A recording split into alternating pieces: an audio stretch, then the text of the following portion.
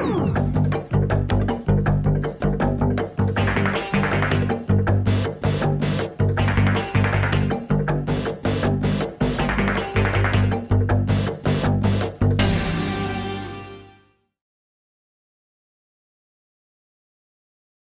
right, let's go to the next one. You guys ready for your next movie?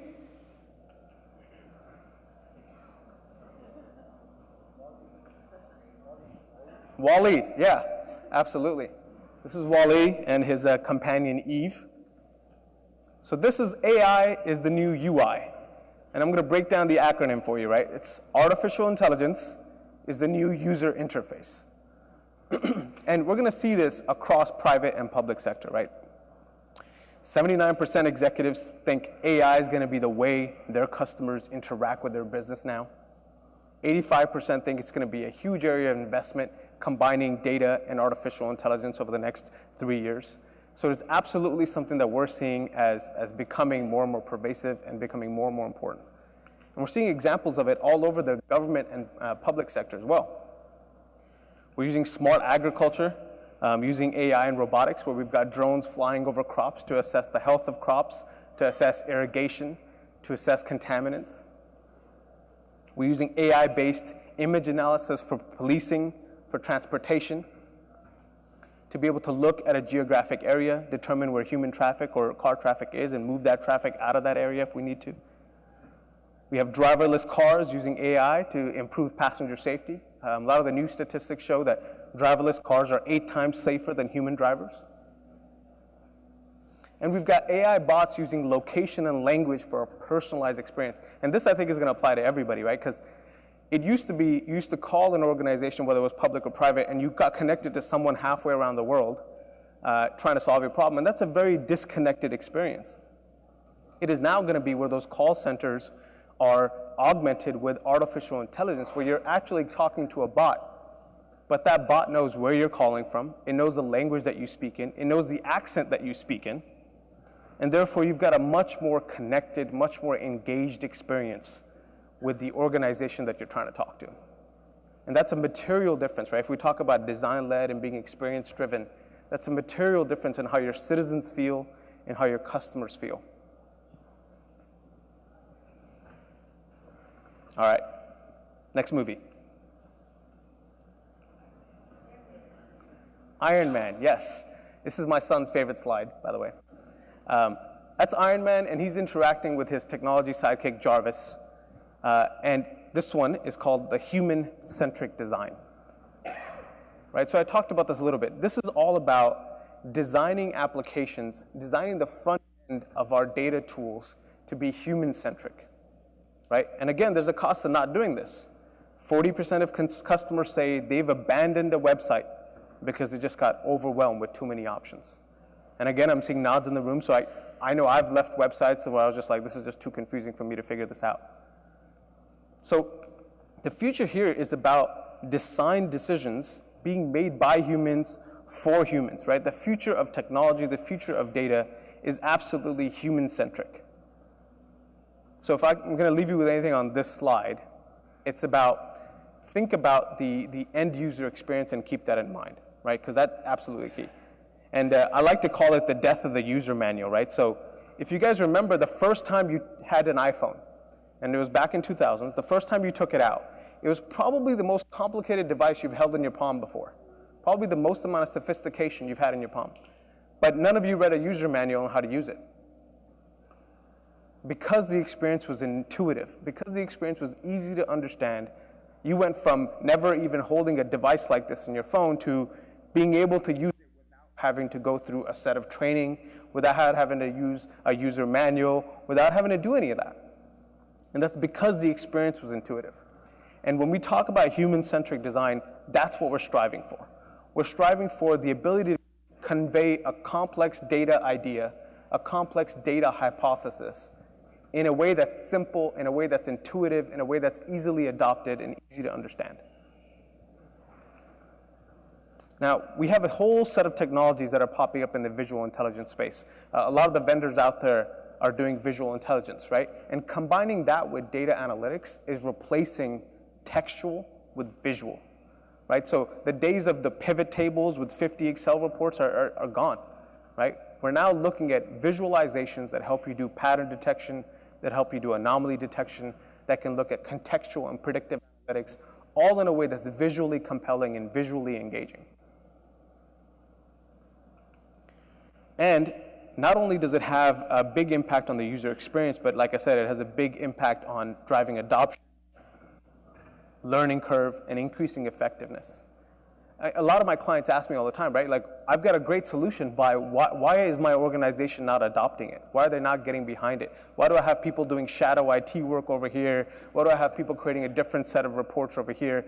And a lot of the time, the challenge is because the interface that's sitting on top of it is not intuitive enough for everyone to understand, so they've built workarounds that help them get value out of the tool. So being human-centric, being design-focused, I think is going to be a key element in achieving success in the data space. And I'll leave you a quote here. This is from Steve Jobs, who said, "Simple is hard." And it is. We are trying to convey complex ideas through data. We are trying to show complex hypotheses through data. But taking the time to get the design right, to make it simple, to make it intuitive, it is hard, but it will pay dividends, right? Because it is absolutely critical. And otherwise, what you have is a great system, but nobody's gaining insight from it. So simple is hard, I completely agree, but it's worth it. All right, next movie. This was the easy one. I can't hear you guys. Fast and Furious, yeah, they've only made 8 of these, right? So you should know this one. So yeah, that's Vin Diesel, that's Fast and Furious, and you can probably tell this one's gonna be about speed, right? So this is on demand is in demand, right? And what I mean by this is, gone are the days where we used to do projects that take a year and a half to fruition. We don't do that anymore, right? And I'll talk about how. But 73% still report that corporate bureaucracies slow down productivity, they slow down innovation. Again, I'm seeing some head nods in the room, so I tell this is resonating. And how many of you guys have heard the term analysis paralysis? Right. How many of you have been victims to analysis paralysis? Exactly. So the new delivery models are trying to avoid that. They're trying to avoid analysis paralysis. They're trying to avoid the 73% that are reporting slowdowns in productivity and innovation due to bureaucracy, right? So we're going to talk about how we're doing that. The first one is the rise of agile and iterative delivery models. Now, I don't want to get in the terminology, but whether you call it agile or iterative or DevOps or whatever the word is that you're using, the idea here is in the past, the way things used to be done is we start here in quarter 1 in January, we gather a bunch of requirements about the data or the system that we want. Then we go start designing that system. Then we go build that system. Then we go test that system. Then we go deploy that system, and somewhere in quarter 4, voila, you've got your system. But by now, the requirements that you had in quarter 1 have changed. The targets have changed. You've realized that I actually asked for this, but I actually wanted that. Or you realize that I actually asked for this, but they actually built that, right? And that's not an effective exercise. So what we're doing now in these agile and iterative models is reducing that time and thinking about it slightly differently. What we're doing now is, if you guys have heard of the concept of MVP, that's minimal viable product, right? The idea is we're taking a small set of requirements, so not the whole set, but a small critical set. We're requiring there, we're designing there, we're building there, we're testing there, we're deploying there.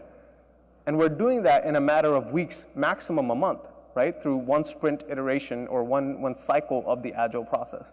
And at the end of it, we're sharing that out with our users, getting feedback from them, confirming that we have built what they have asked for, verifying that the next set of features we're going to build are aligned to their priorities, checking if there's edits that need to be made, and then taking that input back into our sprint cycle and doing the iteration once again.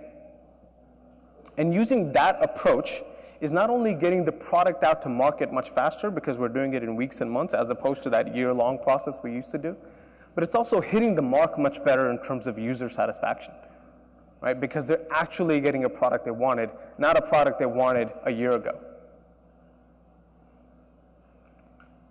Next one here is lean and nimble teams measuring results in weeks, not quarters. The trend that I see here, quite honestly, with the organizations that get it right is they have lean teams, lean being less than 10 usually.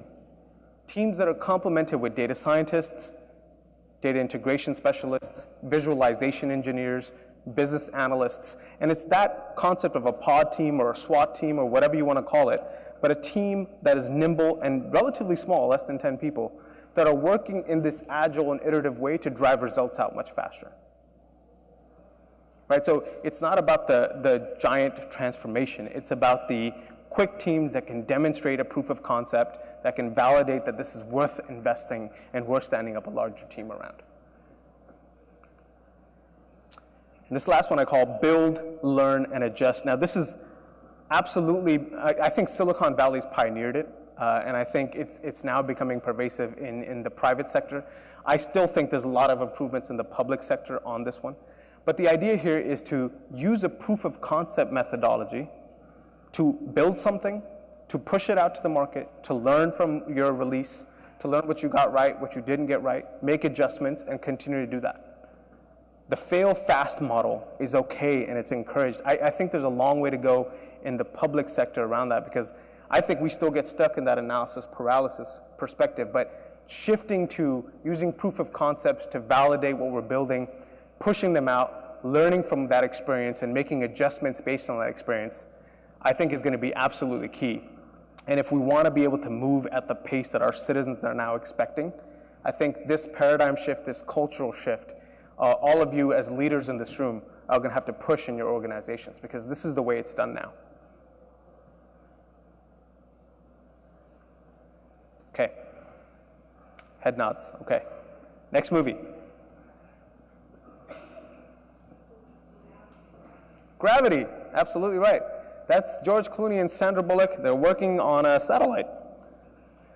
So this one, I call new capabilities and new teams, right? We talked about the App Store a little while ago. The digital economy is growing at a rate that is 6 times faster than our regular economy.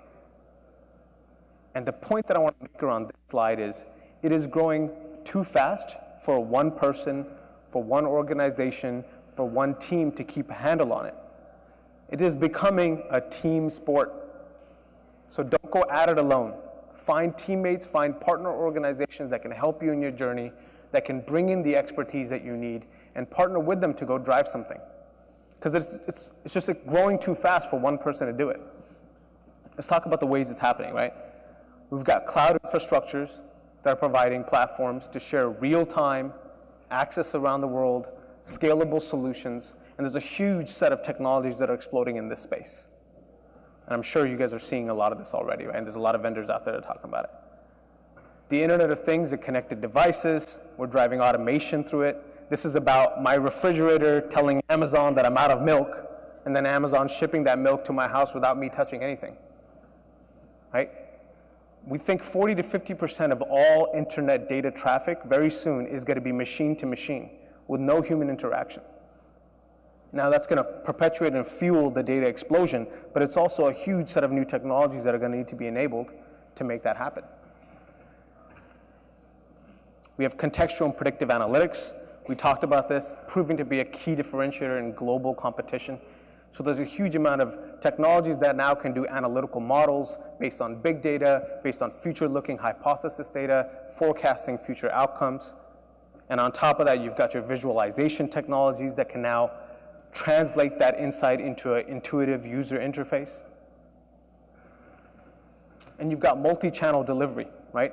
We've got analytics and data going out to laptops, iPads, to phones, to wearable devices. And we've got a series of technologies that enable that. There's a lot going on in this space, right? So your competitive advantage is not going to be, the organizations that go at it alone are going to be too slow. And it's evolving too fast. So the point that I'm trying to make with this slide is, it is a team sport. So team up, right? Find folks that give you the insight that you need. Find companies that you can partner with and get to market faster and more predictably. Right? That's why Sandra Bullock and George Clooney are teaming up. You guys get it now, right?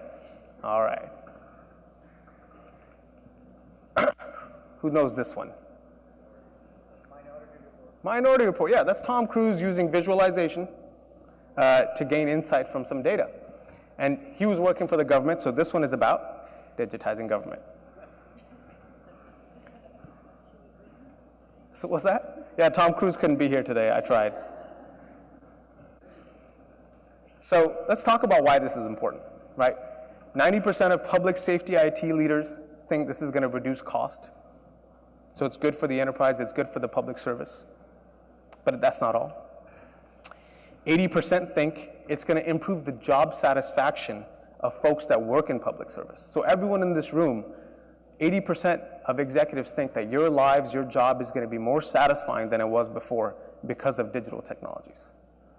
But wait, there's more. 69% think the citizen experience is going to be enhanced. They're going to be more engaged and more collaborative as a result of it. So you've got, it's good for the enterprise, good for the service, good for the employees, and good for the citizens. So you can tell why it's going to take off, right? And I want to share with you guys some examples of this kind of work that's already in flight and already showing results in the space of government and public service. We're seeing predictive analytics to see emerging threats. There's a story out in Belgium where we've put sensors on beer taps. So as beer is dispensed at bars, we can tell how much beer has been disseminated and therefore predict any DUI or traffic kind of results that might happen around that bar or around that geographic location. We're able to station police officers close by to respond proactively, if not at a very quick pace in case something like that happens. Sorry, say it again? They need self-driven cars. Yeah, I'm getting there too. I like that. Good. Policymakers are using social and unstructured data to inform their policies. If you've got a good idea, you can put it out on the media, see what the population thinks about it, gain that sentiment analysis, look at that data, and use it to inform your policy. And we're seeing examples of that. Smart devices using geofencing. Geofencing is all about being able to identify a set of devices that are in a particular location, like a school or a movie theater or a sports arena. And in the event of dangers in that, you can push out alerts and information to that geographic population and help traffic those humans outside of a danger zone. We have interagency collaboration through technologies like cloud, where we've seen police and fire and paramedics pooling their data on citizens, on suspects, on situations, and being able to react more cohesively as a team. So we're seeing that interagency collaboration now happen. We've got Internet of Things that are looking at road signs and utilities to take a look at the health of our roads, to take a look at the health of infrastructure, enabling self-driving cars. All those kinds of concepts are happening. And we've got meaningful efficiencies for utilities and services, right? I've got an example for smart water stuff that we're doing in Atlanta, where it's measuring the health of assets like pumps and plumbing and things like that, and using external data like the weather forecast to predict when something might have a failure, something might overflood, something like that might happen. It's a combination of using analytics as well as sensors and AI to give us predictability into utility services. So this is absolutely real, and it's happening in the agencies that you guys are all working for, right? And it's going to continue. Am I doing on time here? All right, who knows this one? Up, yeah, exactly. This is up.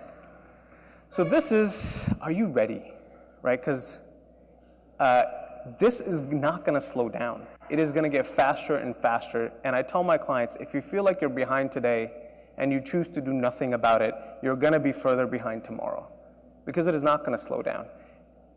It's okay to get it right. It's even okay to get it wrong. The only thing that's not okay is not to do anything, right? Because it will get faster, and it's important that you're taking advantage of it, that you're educating yourself on it now, and you're really driving an agenda within your organizations to become more data empowered. Right? I'll give you guys a flavor here. Radio took 38 years to get to 50 million users. TV took 13.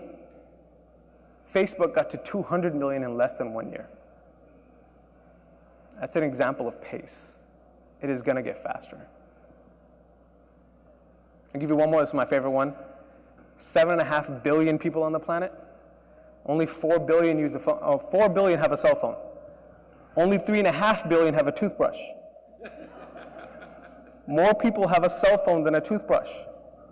That's a lot of selfies. That's a lot of data, right? And it has continued to get faster.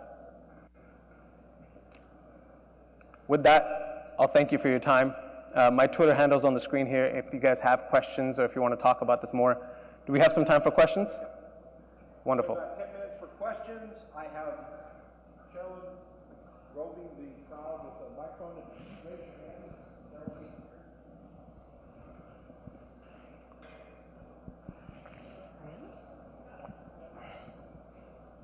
How about now?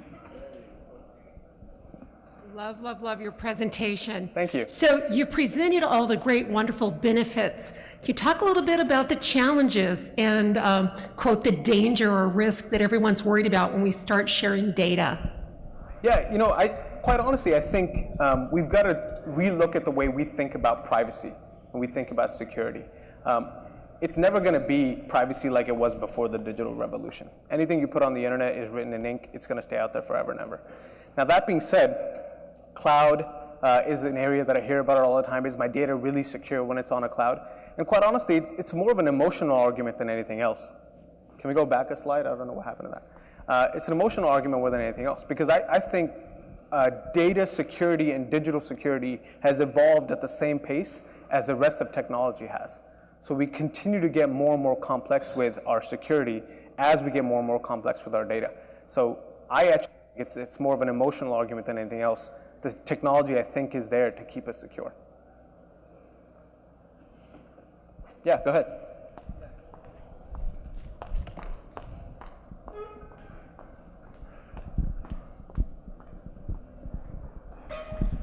Hi. Do you think that it all really comes down to data analyzation, AI, and data security, and last but not least, the hackers? Really, that's the whole thing in a nutshell. No, I mean, I think it's, like I said, it's a complex landscape, and it's a landscape that's continuing to get more complicated every day. What I try to do here is just highlight a few of the areas where I think we're going to see a huge amount of disruption and shift, and a few things that I think are going to be important, but it is absolutely a complex landscape. One back there. So I really liked your presentation as well. Thank you.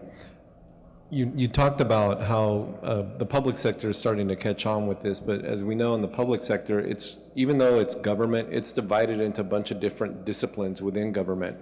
I'm just curious if you're seeing any particular segment of government, whether it's law enforcement, whether it's healthcare, or any of the regulatory sides of it, that are adopting data analytics and data-driven policy making faster than other segments. It'd be interesting to know who's kind of on the leading edge in the public sector. Yeah, no, it's a great question. I don't see a particular area within public service that's faster or ahead of everyone else. What I do see are leaders in each one of those sectors that are doing that, right? So for policing, for example, we recently did some work at the Seattle Police Department where we're using data and analytics to being able to predict officer behavior in critical situations. So that's the ability of looking at an officer's history, an officer's training, an officer's track record of behaviors with the citizens of Seattle, and saying this officer would be ideal for a situation like this, and when that situation arises, we're dispatching the set of officers that have the most idealistic experience to go deal with that situation.